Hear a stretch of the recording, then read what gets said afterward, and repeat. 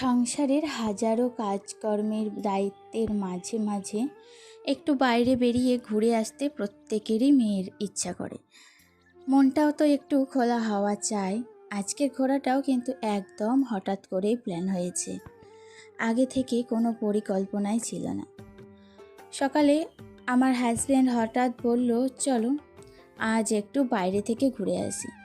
তারপর আর দেরি না করে তাড়াতাড়ি সংসারের সব কাজ শেষ করলাম, রান্না বান্না গুছিয়ে আর আমরাও বেরিয়ে পড়লাম।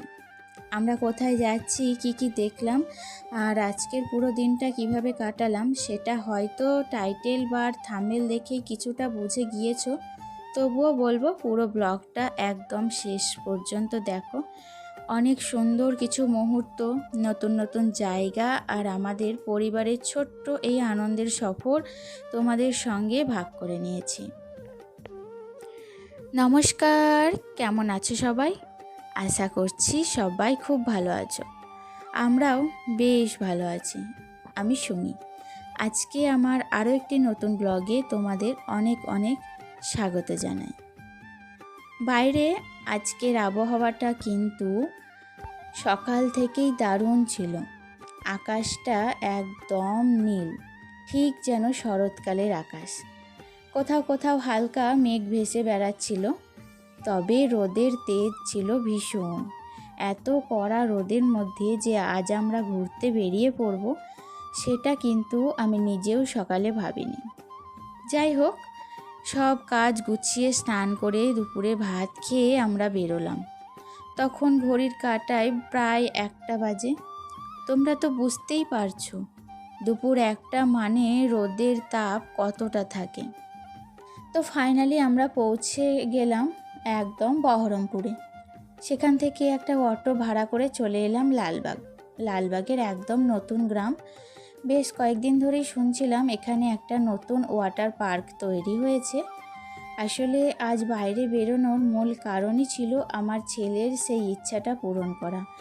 ও অনেক দিন ধরেই বলছিল ওয়াটার পার্কটা একবার দেখবে। এখানে এসে দেখি প্রচুর মানুষের ভিড়। তখনও ওয়াটার পার্কটা পুরোপুরি চালু হয়নি, তবুও কৌতূহলী মানুষের ভিড় ছিল চোখে পড়ার মতো। আমরাও ভাবলাম একবার ভিতরে গিয়ে দেখে আসি, কিন্তু টিকিটের দাম শুনে একদম থমকে যেতে হলো জানো। একজনের টিকিট 400 টাকা, আমরা 3জন গেলে প্রায় 1200 টাকা, সঙ্গে যাতায়াত অন্যান্য খরচ মিলিয়ে আরও বেশি হয়ে যেত। মধ্যবিত্ত পরিবারের সংসারের সব ইচ্ছা পূর্ণ করতে গেলে অনেক সময় হিসাব করেই চলতে হয়। তাই ইচ্ছা থাকলেও সেদিন ওয়াটার পার্কে ঢুকে ঘুরে দেখা বা স্নান করা সম্ভব হয়নি। তো ছেলের মনটা একটু খারাপ হয়ে গিয়েছিল, তাই ওকে নিয়ে আমিই শুধু ভেতরে ঢুকে চারপাশটা একটু দেখে এলাম। ওর অনেক দিনের ইচ্ছা ছিল জায়গাটা নিজের চোখে দেখার, অন্তত সেই ইচ্ছাটুকু যেন পূর্ণ হয়। আমার হাজবেন্ড বাইরেই অপেক্ষা করছিল। আমরা যেহেতু সকাল সকালই বেরিয়ে পড়েছিলাম, তাই ওয়াটার পার্কটা দেখার পরেও হাতে বেশ কিছুটা সময় ছিল। তখন ভাবলাম যখন লালবাগ পর্যন্ত এসেই গেছি, তখন এখানকার আরও কিছু ঐতিহাসিক ও দর্শনীয় স্থান ঘুরে দেখানো যাক। তোমরা হয়তো মনে করতে পারবে আগেরবার এসে আমরা হাজারদুয়ারি বা ঝিল পার্কটাই দেখেছিলাম। এরপর হঠাৎ করে আকাশে মেঘ বৃষ্টি চলে আসায় আর কিছুটাই দেখা সম্ভব হয়নি। তো আজকে সময় ছিল অনেকটাই। তো এখন আমরা যে জায়গাটায় এসেছি সেটা হচ্ছে নসিপুর আখড়াবাড়ি। তো এখানে এসে প্রথমেই একটা রথ তোমাদেরকে দেখালাম। তো সেই রথটায় বসে শ্রীকৃষ্ণ ঠাকুর কিন্তু এখান থেকে উপদেশ দিয়েছিলেন। আর সেই রথটা কিন্তু লোহার রথ, এখনও পর্যন্ত আছেন। তাছাড়াও এখানে প্রচুর পরিমাণে আগেকার দিনে যানবাহন, রান্নাপাতির সরঞ্জাম, এছাড়াও কামান, বিভিন্ন রকম জিনিস এখানে ছিল। আর সবথেকে একটা আকর্ষণীয় জিনিস হচ্ছে লক্ষ্মীনারায়ণের মূর্তি। দেখলে কতগুলো শালিগ্রাম শিলা এখানে রয়েছে, বেশ ভালো লাগছিল। কিন্তু জানো তো, গাটা ছমছম করছিল, কেউ কোথাও নেই। আমরাই এই গরমের সময় একাই ট্যুরিস্টের বেড়াতে এসেছি, ভাবতে অবাক লাগছিল। যাই হোক, এখন আমরা যে জায়গাটায় এসেছি সেটা হচ্ছে সব থেকে আকর্ষণীয় জায়গা। এটাই দেখার অনেক দিন থেকে একটা ইচ্ছা ছিল। আসলে কি বলো, বিয়ের আগে আমার তেমন করে কোথাও ঘোরাফেরা করা সম্ভব হয়নি। বিয়ের পর 7 বছর হয়ে গেল, আমি তেমন একটা কোথাও নিজের হাজব্যান্ডের সঙ্গে পার্সোনাল সময় কখনো কাটাইনি জানো। তো এটাই ফার্স্ট টাইম আমরা একদম আমাদের ছোট্ট ফ্যামিলি ট্যুর বলতে পারো, 3 জনে মিলে বেশ সুন্দর ঘোরাফেরা করতে এসেছি।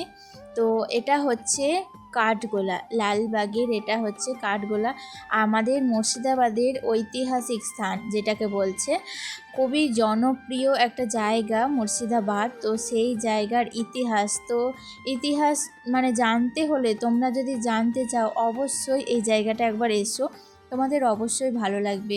এই কাঠগোলাতে বিভিন্ন রকম জিনিস আছে দেখার মতো, যেগুলো কিন্তু একদম দেখলে মন ছুঁয়ে যাবে, আরও অতীত সম্পর্কে তোমরা জানতে পারবে। তো প্রথমবার এসে আমার এত ভালো লেগেছে যে কি বলবো। এটা জানো তো, এখানে অনেক গোলাপ বাগান আছে, কিন্তু হয়তো এটা শীতকাল না গ্রীষ্মকাল বলে গোলাপগুলো অতটাও ফোটেনি, তবে গাছগুলো কিন্তু প্রচুর পরিমাণে ছিল। এই যে কাঠগোলার ভিতরে আমরা ঢুকেছিলাম, এটা কিন্তু একতলা এবং দোতলার ভিতরে প্রচুর জিনিসপত্র আছে, কিন্তু কি বলো তো, সমস্যা হচ্ছে একটাই, যেখানেই তুমি যাও না কেন একটা জিনিসই বড় বড় করে লেখা আছে, ছবি তুলবেন না। আমি জানো তো একটা ভুলও করে ফেলেছিলাম, ভিতরে গিয়ে একটু ক্যামেরাটা অন করায় আমাকে একটা লোক যা বকাবকি করলো, ভয়ে ক্যামেরাটা অফ করে দিয়েছিলাম। যাই হোক, তারপরে এসেছিলাম, দেখো এখানে কত ধরনের পাখি। সব থেকে ভালো লেগেছে আমার এই যে এই পাখিটা, নামটা কি যেন বেশ ছিল, অতটা মনে নেই, কিন্তু খুব সুন্দর যেন পাখিটা, আর কি বড়। যাই হোক, তারপরে ছিল এই যে কাকাতুয়া। কি সুন্দর সুন্দর এখানে দেখার স্থান, দেখার মতো জিনিস যাকে বলে। তোমরা অবশ্যই কিন্তু পারলে একবার অন্তত এসে মুর্শিদাবাদ ঘুরে যাবে। আমাদের মুর্শিদাবাদে আর কিছু থাকুক আর না থাকুক, ইতিহাস যদি জানতে চাও অবশ্যই মুর্শিদাবাদ এসো। এগুলো হচ্ছে লাভ বার্ডস। লাভ বার্ডস তোমাদের কাদের কাদের ভালো লাগে? আমার কিন্তু ভীষণ ভালো লাগে যেন এই সুন্দর সুন্দর পাখি, আর চারপাশটা কি মনোরম জায়গা, বেশ ভালো লাগছিল। প্রচুর লোকজন এসেছিল। প্রথমে ঢুকে দুপাশে জঙ্গল দেখে ভাবছিলাম হয়তো কিছুই নেই, তারপর যত ভিতরে প্রবেশ করছি ততই কিন্তু দেখার মতো জায়গা যেন, আর ছবি তোলা প্রচুর জায়গা, প্রচুর এমন এমন জায়গা আছে যেখানে তুমি ছবি তুলে শেষ করতে পারবে না। তো আমার ছেলে লাস্ট পর্যন্ত এত বড় এরিয়া জুড়ে রয়েছে, হাঁটা চলা করতে করতে ওর পা ব্যথা হয়ে গিয়েছিল। তো বারবার করে বলছিল যে একটু বসার জন্য। আর এখানে জানো তো একটু কালারিং মাছ আছে, একটা পুকুরে পাওয়া দেখা যায়। তো বারবার করে ওর ইচ্ছা সেই জায়গাটাতে যাওয়ার জন্য। কিন্তু আমরা তো এবার বড়রা এসেছি, সবটা ঘুরে ফিরে দেখব, তারপরেই তো আমরা কিন্তু বাড়ি ফিরবো। আর বিশেষ করে এই যে এই জায়গাটার ভিতরে, এখানে কিন্তু জগন্নাথ দেবের মন্দির আছে, মন্দিরটা সামনে থেকে দেখাতে পারিনি, এই ভিতরে ক্যামেরাটা অন করাতেই আমাকে কিন্তু খুব বকাবকি করেছিল, তাই জন্য মাঝপথেই বন্ধ করে দিতে হয়েছিল। ফাইনালি আমরা ওখান থেকে বেরিয়ে, মন্দির থেকে বেরিয়ে আবার কিন্তু রাস্তা ধরে হাঁটতে লাগছি। এই যে দেখতে পাচ্ছ একদম, এই যে এই পুকুরের সামনে এই যে কাঠগোলা বাগান, বেশ একটা অপূর্ব সুন্দর জায়গা। মনে হচ্ছিল এখানে বেশ কিছুক্ষণ ধরে বসে থাকি, কিন্তু কি করব, খুব তাড়াহুড়োর মধ্যে দেখাশোনা কমপ্লিট করে 5:30টার মধ্যে আমাদের বেরিয়ে যেতে হয়েছিল এখান থেকে।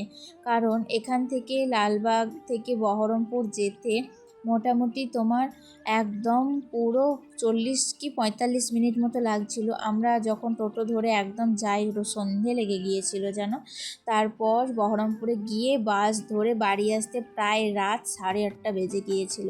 একটা ভয় কাজ করছিল যে লাস্ট বাস যদি মিস করে যেতাম তাহলে না বাড়ি ফিরবো কী করে, বাচ্চা নিয়ে এই একটা সমস্যা মনের মধ্যে সবসময় ঘুরপাক খাচ্ছিল। তাই জন্য আমার হাজব্যান্ডও খুব তাড়াহুড়ো দিচ্ছিল, তো বেশি দেরি করিনি, একটুখানি ঘোরাঘুরি করে কিন্তু চলে এসেছি।